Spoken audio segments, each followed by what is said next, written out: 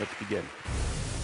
Threats in the wake of bin Laden's death have spiked. Famine in Somalia. Police pepper spray. Vicious cartels. Costa Cruise Line. Societal decay. 65 dead. Tsunami warning. Cyber attacks. Drug war. Mass destruction. Tornado. Recession. Default. Doomsday. Egypt. Syria. Crisis. Death. Disaster. Oh my God. So those are just a few of the clips I collected over the last 6 months. Could have easily been the last 6 days or the last 6 years. The point is that the news media preferentially feeds us negative stories because that's what our minds pay attention to. And there's a very good reason for that. Every second of every day, our senses bring in way too much data that we can possibly process in our brains. And because nothing is more important to us than survival, the first stop of all of that data is an ancient sliver of the temporal lobe called the amygdala. Now, the amygdala is our early warning detector, our danger detector. It sorts and scours through all of the information, looking for anything in the environment that might harm us.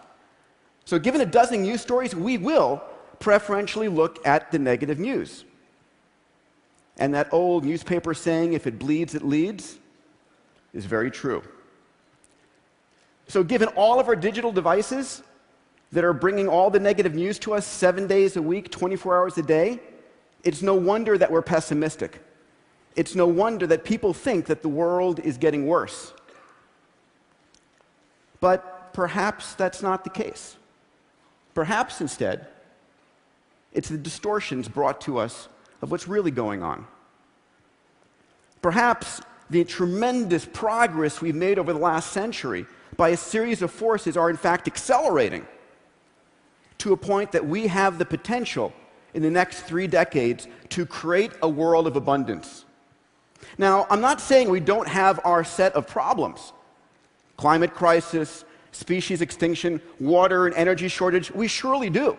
And as humans, we are far better at seeing the problems way in advance, but ultimately, we knock them down. So let's look at what this last century has been to see where we're going. Over the last 100 years, the average human lifespan has more than doubled. Average per capita income adjusted for inflation around the world has tripled. Childhood mortality has come down a factor of 10. Add to that the cost of food, electricity, transportation, communications have dropped 10 to 1,000-fold. Steve Pinker has showed us that, in fact, we're living during the most peaceful time ever in human history. And Charles Kenny, that global literacy has gone from 25% to over 80% in the last 130 years. We truly are living in an extraordinary time. And many people forget this. And we keep setting our expectations higher and higher. In fact, we redefine what poverty means. Think of this. In America today, the majority of people under the poverty line still have electricity, water, toilets, refrigerators, television, mobile phones, air conditioning, and cars. The wealthiest robber barons of the last century, the emperors on this planet, could have never dreamed of such luxuries. Underpinning much of this is technology, and of late, exponentially growing technologies. My good friend Ray Kurzweil showed that any tool that becomes an information technology jumps on this curve, on Moore's law, and experiences price performance doubling every 12 to 24 months. That's why the cell phone in your pocket is literally 1,000,000 times cheaper and 1,000 times faster than the supercomputer of the 70s. Now look at this curve. This is Moore's law over the last 100 years. I want you to notice 2 things from this curve. Number one, how smooth it is. Through good time and bad time, wartime and peacetime, recession, depression, and boom time. This is the result of faster computers being used to build faster computers. It doesn't slow for any of our grand challenges. And also, even though it's plotted on a log curve on the left, it's curving upwards. The rate at which the technology is getting faster is itself getting faster. And on this curve, riding on Moore's law, are a set of extraordinarily powerful technologies available to all of us. Cloud computing, what my friends at Autodesk call infinite computing, sensors and networks, robotics, 3D printing, which is the ability to democratize and distribute personalized production around the planet, synthetic biology, fuels, vaccines, and foods, digital medicine, nanomaterials, and AI. I mean, how many of you saw the winning of Jeopardy by IBM's Watson? I mean, that was epic. In fact, I scoured the headlines looking for the best headline in the newspaper I could, and I love this: Watson vanquishes human opponents. Jeopardy is not an easy game. It's about the nuance of human language. And imagine, if you would, AIs like this on the cloud, available to every person with a cell phone.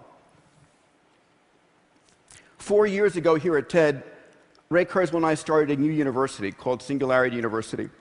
And we teach our students all of these technologies, in particular, how they can be used to solve humanity's grand challenges. And every year, we ask them to start a company or a product or a service that can affect positively the lives of 1 billion people within a decade. Think about that, the fact that literally a group of students can touch the lives of 1 billion people today. 30 years ago, that would have sounded ludicrous. Today, we can point at dozens of companies that have done just that. When I think about creating abundance, it's not about creating a life of luxury for this planet. It's about creating a life of possibility. It is about taking that which was scarce and making it abundant. You see, scarcity is contextual, and technology is a resource-liberating force. Let me give you an example. So this is a story of Napoleon III in the mid-1800s. He's the dude on the left. He invited over to dinner the king of Siam.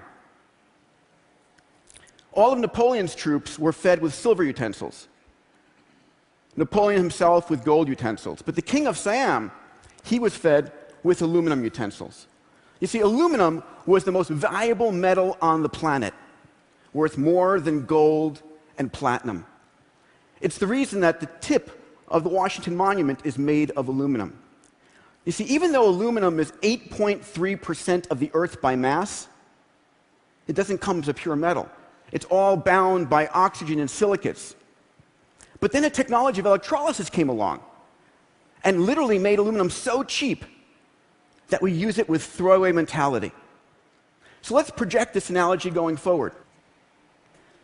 We think about energy scarcity. Ladies and gentlemen, we are on a planet that is bathed with 5,000 times more energy than we use in a year. 16 terawatts of energy hits the Earth's surface every 88 minutes. It's not about being scarce, it's about accessibility. And there's good news here. For the first time this year, the cost of solar-generated electricity is 50% that of diesel-generated electricity in India. 8.8 rupees versus 17 rupees. The cost of solar dropped 50% last year. Last month, MIT put out a study showing that by the end of this decade, in the sunny parts of the United States, solar electricity would be 6 cents a kilowatt hour compared to 15 cents as a national average. And if we have abundant energy, we also have abundant water. Now, we talk about water wars. Do you remember when Carl Sagan turned the Voyager spacecraft back towards the Earth in 1990 after it just passed Saturn? He took a famous photo. What was it called? Right, a pale blue dot. Because we live on a water planet. We live on a planet 70% covered by water. Yes, 97.5% is salt water, 2% is ice, and we fight over 0.5% of the water on this planet. But here, too, there is hope. And there is technology coming online not 10, 20 years from now, right now. There's nanotechnology coming on, nanomaterials. And the conversation I had with Dean Kamen this morning, one of the great DIY innovators I'd like to share with you, he gave me permission to do so. His technology called Slingshot, that many of you may have heard of, It's the size of a small dorm room refrigerator. It's able to generate 1,000 liters of clean drinking water a day out of any source, salt water, polluted water, latrine, at less than 2 cents a liter.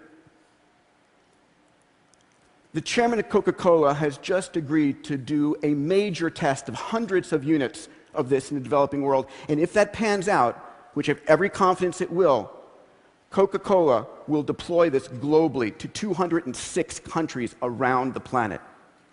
This is the kind of innovation, empowered by this technology, that exists today. And we've seen this in cell phones. My goodness, we're going to hit 70% penetration of cell phones in the developing world by the end of 2013. Think about it. That a Maasai warrior on a cell phone in the middle of Kenya has better mobile comm than President Reagan did 25 years ago.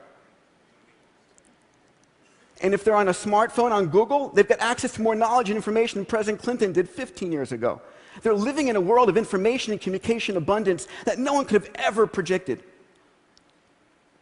Better than that, the things that you and I spent tens and hundreds of thousands of dollars for, GPS, HD video and still images, libraries of books and music, medical diagnostic technology, are now literally dematerializing and demonetizing into your cell phone. Probably the best part of it is what's coming down the pike in health. Last month, I had the pleasure of announcing with Qualcomm Foundation something called the $10 million Qualcomm Tricorder X Prize. We're challenging teams around the world to basically combine these technologies into a mobile device that you can speak to, because it's got AI, you can cough on it, you can do a finger blood prick, and to win, it needs to be able to diagnose you better than a team of board-certified doctors. So literally, imagine this device in the middle of the developing world where there are no doctors, 25% of the disease burden and 1.3% of the healthcare workers. When this device sequences an RNA or DNA virus that it doesn't recognize, it calls the CDC and prevents the pandemic from happening in the first place. But here is the biggest force for bringing about a world of abundance. I call it the rising billion. So the white lines here are population. We just passed the 7 billion mark on Earth. And by the way, the biggest protection against a population explosion is making the world educated and healthy. In 2010, we had just short of 2 billion people online connected. By 2020, that's going from 2 billion to 5 billion internet users. 3 billion new minds who have never been heard from before are connecting to the global conversation. What will these people want? What will they consume? What will they desire? And rather than having economic shutdown, we're about to have the biggest economic injection ever. These people represent tens of trillions of dollars injected into the global economy. And they will get healthier by using the tricorder, and they'll become better educated by using the Khan Academy, and by literally being able to use 3D printing and infinite computing more productive than ever before. So what could 3 billion rising, healthy, educated, and productive members of humanity bring to us? How about a set of voices that have never been heard from before? What about giving the oppressed, wherever they might be, the voice to be heard and the voice to act for the first time ever? What will these 3 billion people bring? What about contributions we can't even predict? The one thing I've learned at the X Prize is that small teams, driven by their passion with a clear focus, can do extraordinary things. Things that large corporations and governments could only do in the past. Let me share and close with a story that really got me excited. There is a program that some of you might have heard of. It's a game called Fold It. It came out of the University of Washington in Seattle. And this is a game where individuals can actually take a sequence of amino acids and figure out how the protein is going to fold. And how it folds dictates its structure and its functionality. It's very important for research in medicine, and up until now, it's been a supercomputer problem. And this game has been played by university professors and so forth, and it's literally hundreds of thousands of people came online and started playing it. And it showed that, in fact, today, The human pattern recognition machinery is better at folding proteins than the best computers. And when these individuals went and looked at who is the best protein folder in the world, it wasn't an MIT professor, it wasn't a Caltech student, it was a person from England, from Manchester, a woman, who during the day was an executive assistant at a rehab clinic, and at night was the world's best protein folder. Ladies and gentlemen, what gives me tremendous confidence in the future is the fact that we are now more empowered as individuals to take on the grand challenges of this planet. We have the tools with this exponential technology. We have the passion of the DIY innovator. We have the capital of the techno-philanthropist. And we have 3 billion new minds coming online to work with us, to solve the grand challenges, to do that which we must do. We are living into an extraordinary decades ahead. Thank you.